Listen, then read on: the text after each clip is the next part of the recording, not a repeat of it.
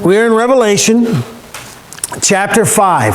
If you remember chapter 4 is, if you'll pardon the theatrical phrase, chapter 4 is kind of setting the stage for what's to come. Okay? We had the letters to the 7 churches, and then we transition, and John tells how he was in the Spirit and received this vision. And pretty impressive stuff he's seen already. But we leave off chapter 4 with the living creatures giving glory and honor and thanks to him who sits on the throne, verse 9 says, the one who lives forever and ever. And every time they did that, verse 10 says, that 24 elders fall down before him who sits on the throne and worship him who lives forever and ever, and cast their crowns before the throne, singing, "You are worthy, O Lord, to receive glory and honor and power, for you created all things, and by your will they exist and were created." And we kind of ended off with that the last time. And I wanted to pick up there because I wanted to address this last part of what the 24 elders are saying before the throne. Okay, we didn't really hit this very hard. Okay, and what are they saying? They're saying, "You are worthy, O Lord, to receive glory and honor and power." Now, can we give God any power he doesn't already have? Oh, of course not. No. Okay? But he said, but they cast down the crowns. They say, "You are worthy, O Lord, to receive glory and honor." Those two we can understand, right? Glory and honor are kind of similar but different. Glory is putting someone up on a pedestal. Glory is accolades. It is praise. Okay? Honor is a little bit different. Honor is, in essence, paying your respects to someone to whom it is due.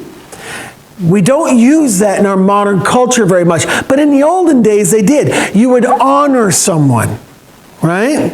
Okay? So when we say we give glory and honor to God, it is we lift God up where he belongs, right? On that pedestal of our lives, and we honor him by giving him the respect to whom he is due for the reasons for which it is due. Does it make sense? In other words, you don't honor someone else by giving them false praise, right? Does that honor someone? You know, it doesn't honor someone. But when you point out areas of their lives, you know, we can honor them before the crowd by saying, you know, this is the person that ran in front of the speeding train and saved the baby in the basket. We honor him, right? When we honor God, we simply honor God by acknowledging who he is and what he has done in our lives. That honors God, right? We glory God, we give him glory by making sure we put him in that first place in our lives and making sure the world knows that God is first in our lives, right? You can try, but you cannot successfully be a closet Christian. Does that make sense? He doesn't call us to worship him in secret. We need to worship him in public. And it's not we're doing it for the show, but we need to make sure the world knows that we serve a God that matters. Amen. Does it make sense? So, they says, "You are worthy, O Lord, to receive glory, honor, power."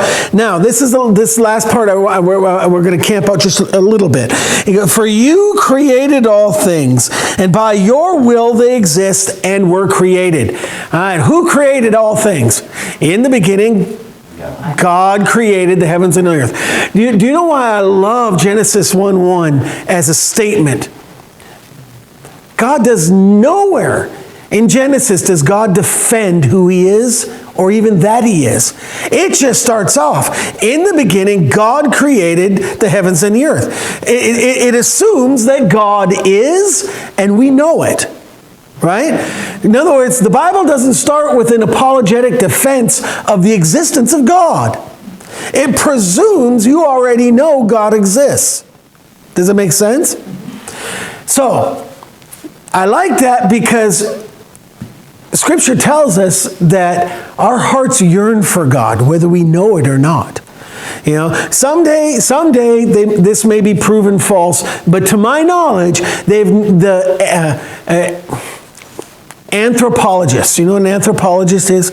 They study man.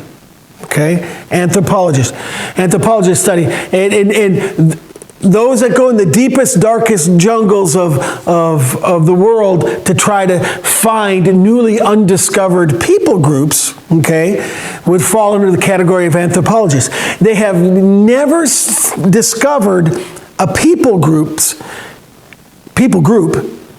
that doesn't worship something. Does that make sense? Because our hearts are created with vacuum. Our hearts are created to worship something. And if we don't know what to worship, we'll find something to worship. We worship the sun, worship the trees, we'll worship each other, we'll worship horses, you know, but we'll worship something. And why is that? It's because God created us with a desire and a yearn to worship Him. Does it make sense? So, why do you think that, well, let me back up. I kind of let the cat out of the bag, but that's okay. Do you think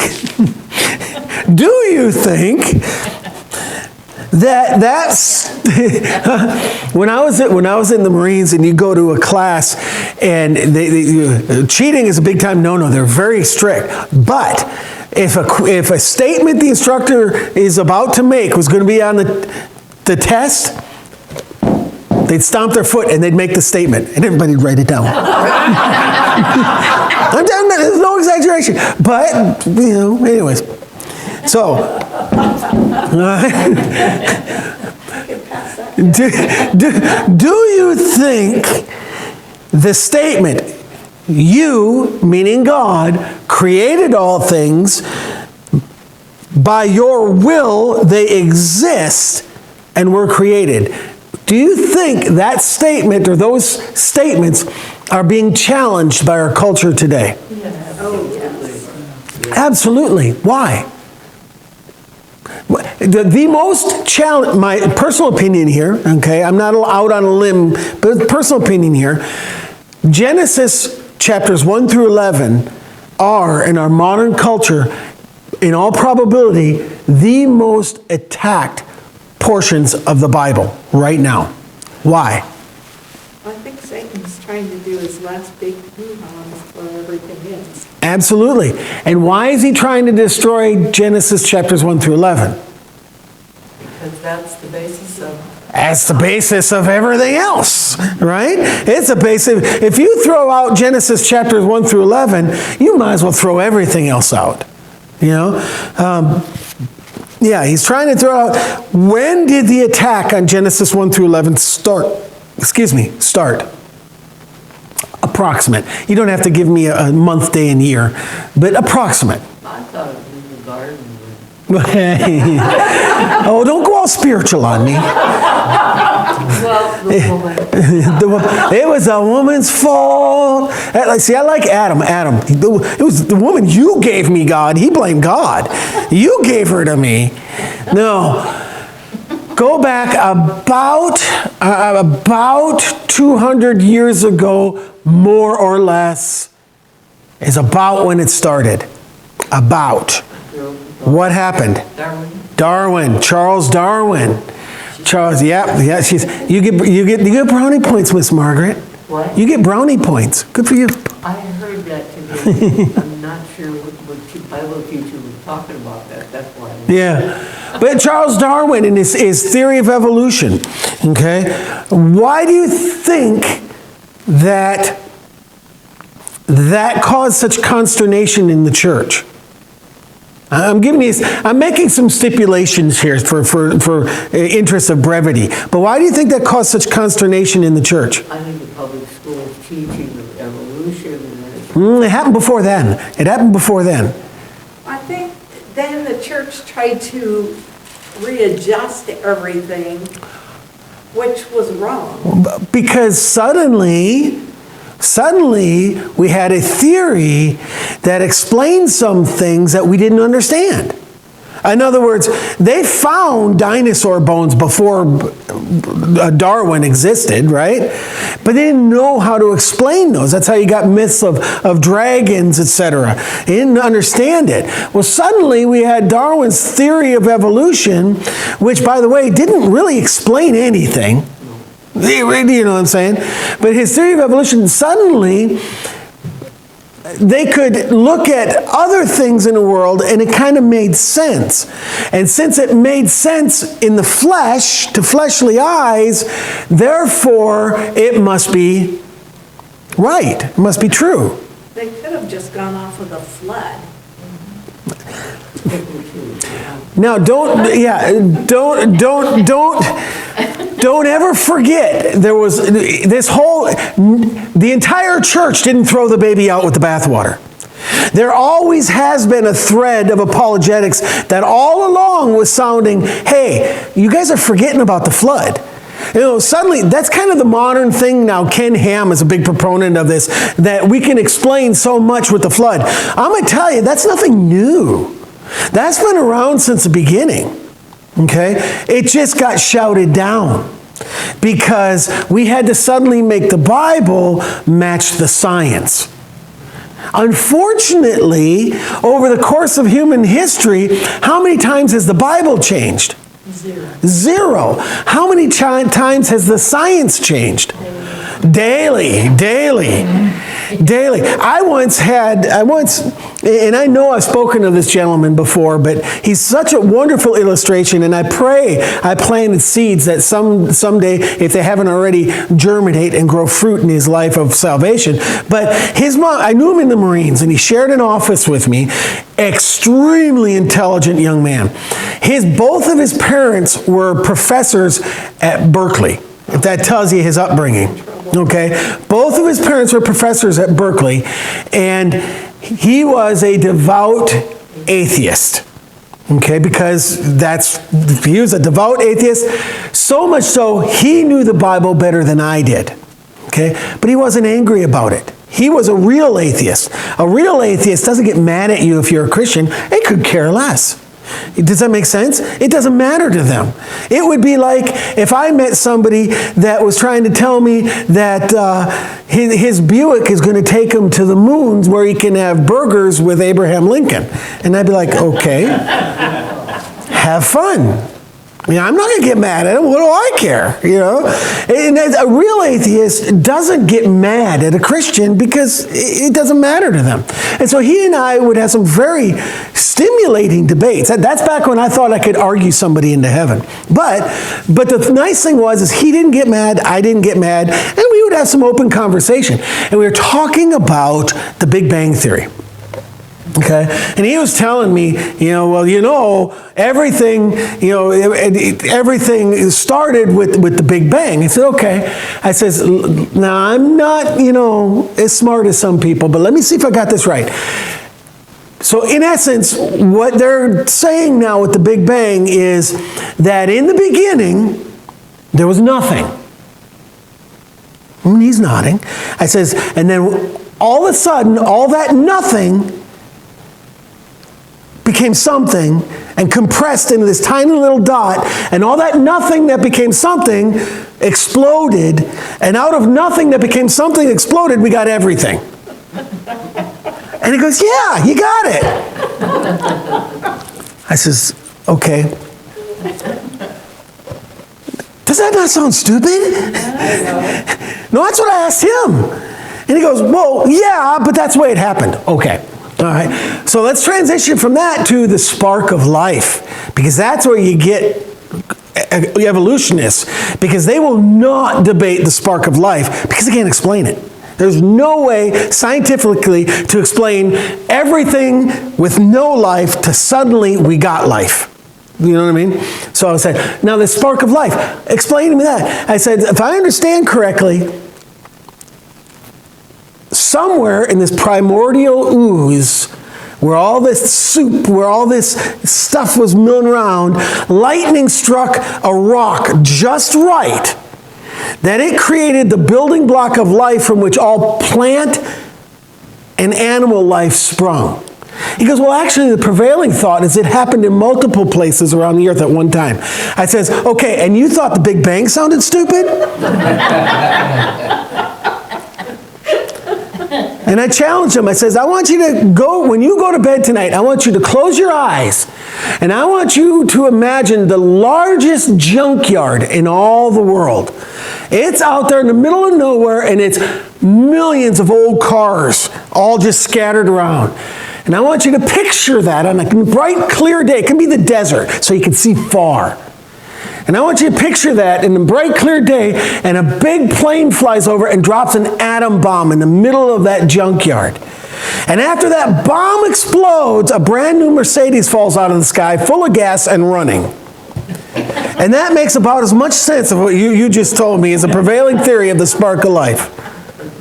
I heard a professor in college was saying the same thing. It was like all that happened and the molecules just came together and there was just, and suddenly this Rolex was created. Yeah. And the atheist says, praise the Lord, or what he's saying is, wasn't it wonderful? Is it wonderful?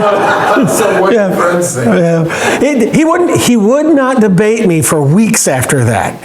But anyways, I'd love to say I got through to him. I don't know. But again, we stayed friends, and he would, but anyways, the point is yes, Genesis 1 through 11 are under attack in our modern culture, because if you can remove God from the foundation of the universe, then you can remove our accountability to Him.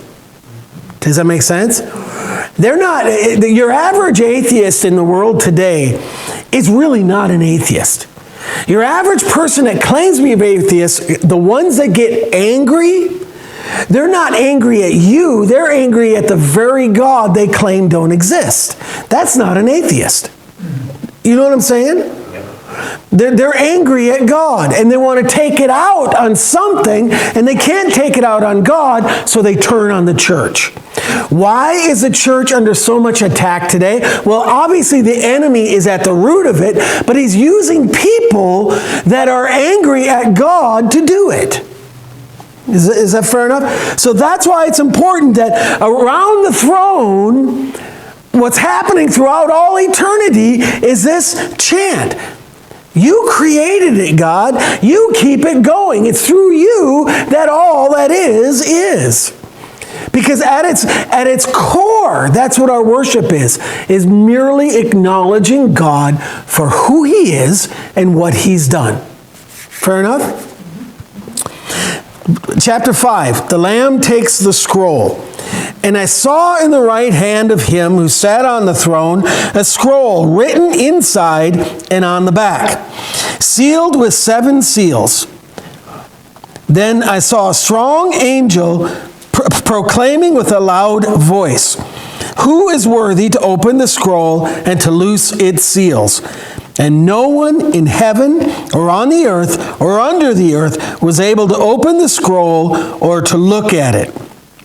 All right, so we have this scroll that it saw in the right hand of Him who sat on the throne. Scroll. So God the Father is on the throne.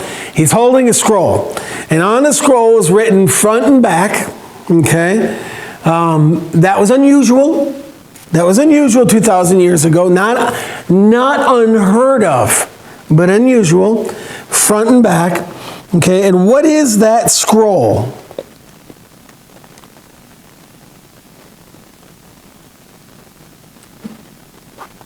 We got crickets in church.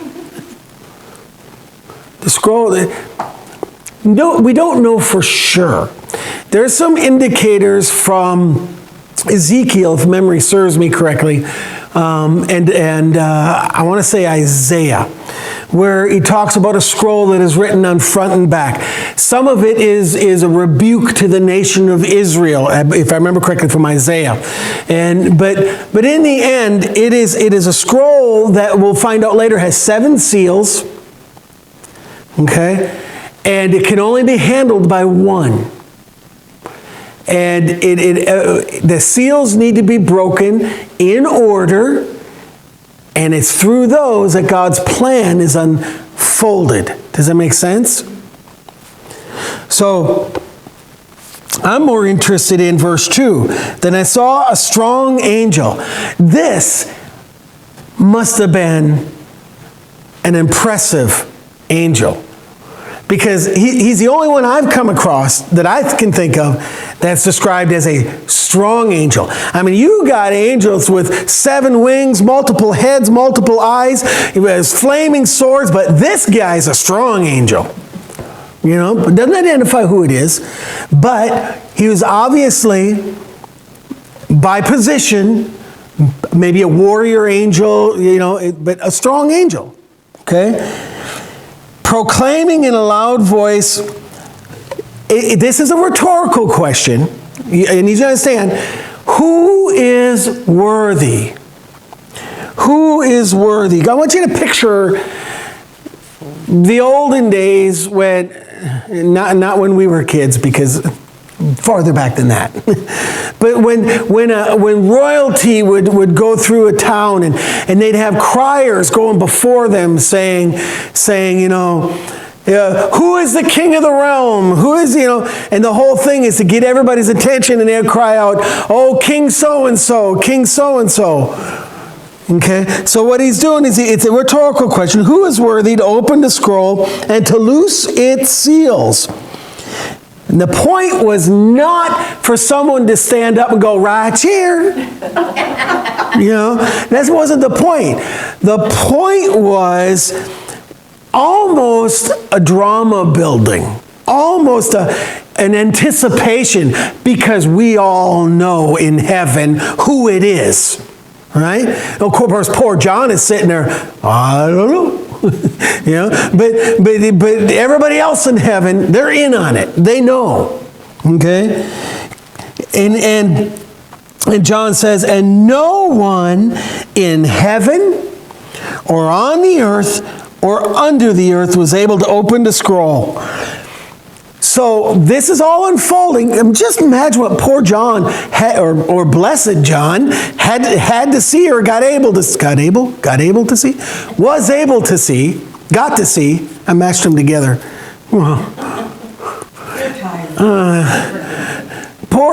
What John was able to visualize, and then the poor guy had to turn around and try to figure out how to put it in words. But he's going, so he's up there, he's got the scroll, this tough guy angel is saying, who's able to hold, you know, to open the scroll, to take the scroll, but John says, nobody in heaven, nobody on earth. Now how does he see that from up there? I don't know. But nobody in heaven, nobody on earth, nobody under earth. Who do you think he's referring to there? Satan. He's saying not even Satan. Because remember, Satan, don't sell him short. It has power, right? But he only has power and authority given to him by God for a season, but he's not someone to trifle with. Does it make sense? Now, as a child of God, we have no fear of Satan. But, you know, just take a look at Job and know that, you know, Satan has power and authority. So, but nobody on the earth, nobody under the earth, nobody could touch a scroll. Nobody could even look at it. Wow. So I wept much, because no one was found worthy to open. You ever have one of those moments where all it takes is one person that can do fill in the blank? All it takes is one person willing to fill in the blank.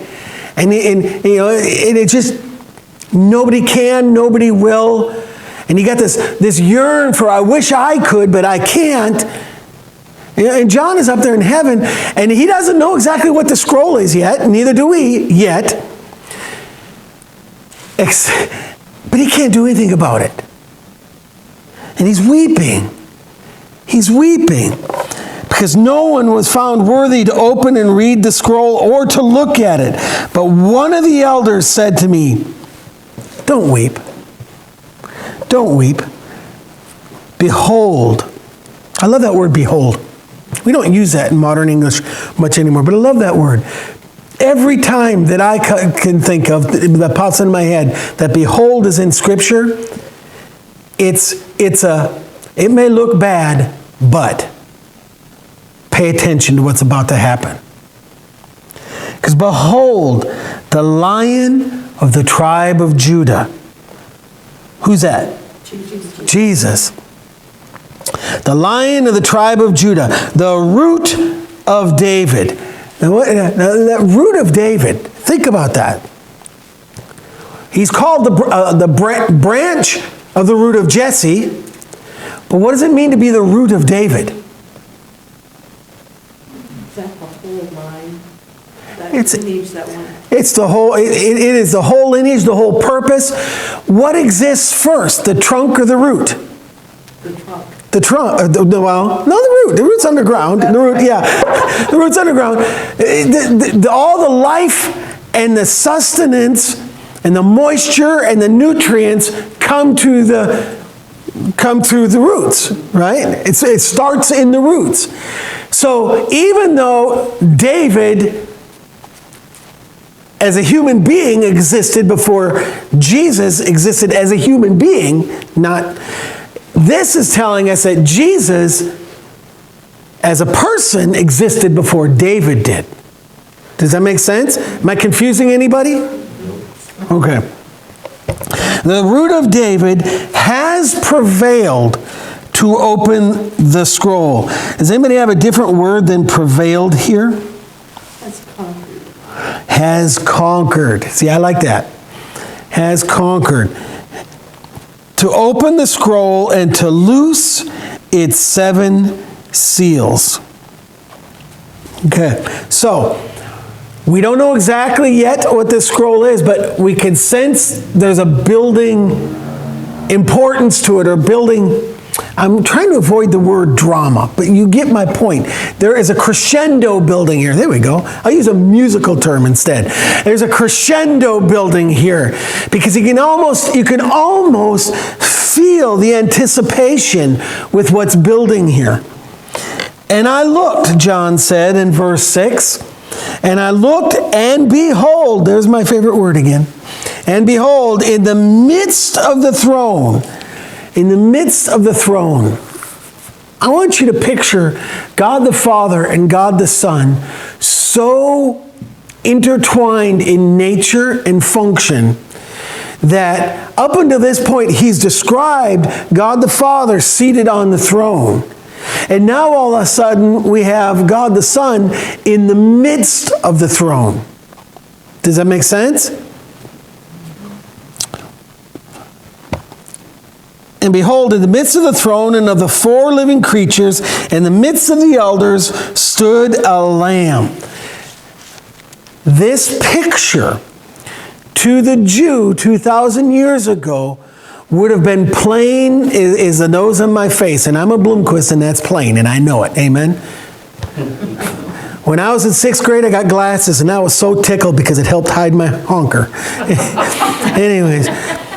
To a Jew 2,000 years ago, it would have been as plain as day that this is an identification of the Lamb as God. Not as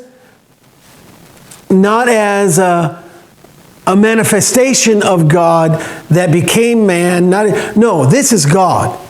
Jesus is fully God, and this is acknowledgement of that. In the midst, as a lamb who was slain, as though it had been slain, having 7 horns. Okay, remember numbers again. 7 meaning completion, perfection, fullness of.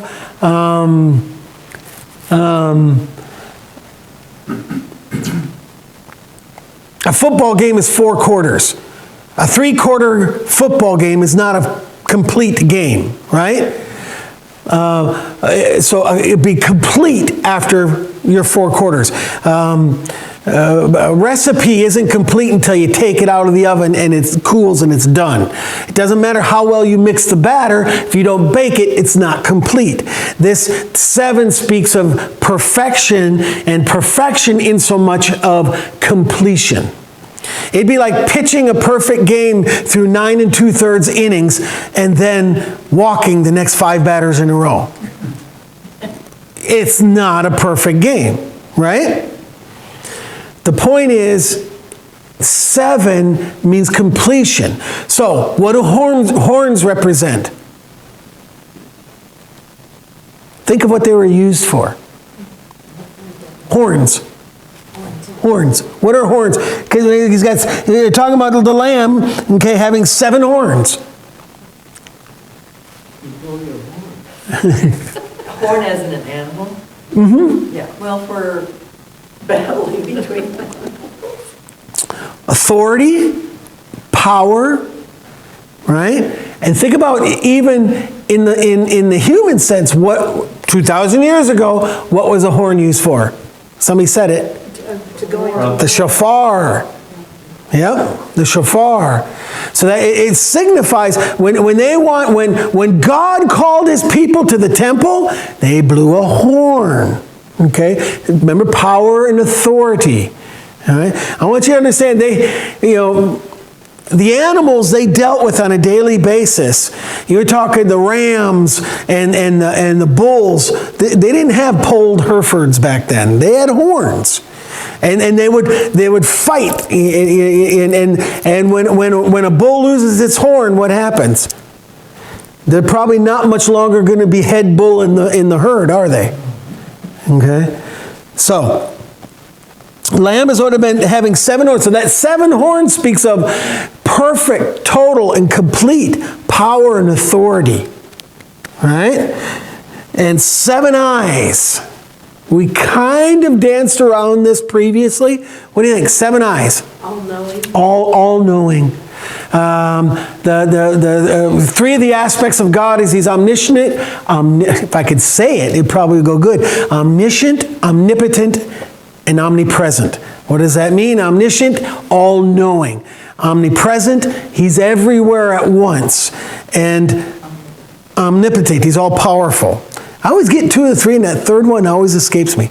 Okay? But that 7 eyes speaks of his omniscience, all-seeing, all-knowing. Okay?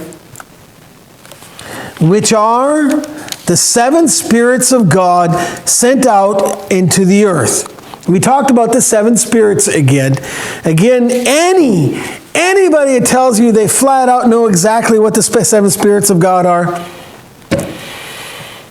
they can teach next week because they obviously know better. But we can get an idea, and we kind of talked about what those are. Right? Sent out to all the earth. Just know that God, the Bible tells us in more than one place that God is sending his spirits out to do this or that, to go here and there, and to do. I want to use the word hither, and I want to get it in there somewhere. They go hither and yon, you know. But by the same token, the Spirit of God is everywhere, right? And then he came. Who's he? Jesus. Then he came and took the scroll out of the right hand of him who sat on the throne. All right. So we had this big buildup. Who can take this scroll? Oh, who can take it? I can't take it. Let's get George. No, he won't take it. You know, nobody can take the scroll. Give it to Mikey. Give it to Mikey. He won't take it. He don't take anything. Anyways,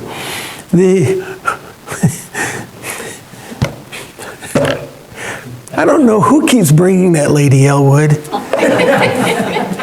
She makes me laugh, and then I lose my train of thought. I know whose fault it is. This whole buildup, who can take it? Who can take it? And everybody knew, right? Everybody knew, except poor John. And poor John's weeping. And he said, "Don't cry, don't weep, because look, the Lamb can take it." And he does. He takes the scroll from the right hand of him who sat on the throne.